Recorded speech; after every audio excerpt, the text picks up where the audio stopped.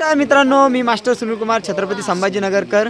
तर हे बघा आपला तमाशा मंडळ आहे। आज आपण होतो जळगावमध्ये आणि पावसाने खूप जोराची हाजरी लावल्यामुळं सर्व कलाकार मेकअप करून बसलेत। कार्यक्रम चालू होण्याच्या 5 मिनिटं अगोदरच लगेच पावसाने हाजरी लावली आणि सर्वजण आम्ही थांबून बसलो। स्टेज वगैरे तुम्ही पाहू शकता, बाहेर किती पाऊस आहे। तर आपला स्टेजही लावला होता आपण बाहेर, एकदम व्यवस्थित सगळं साहित्य पूर्ण लागलं होतं, तुम्ही पाहू शकता बाहेर।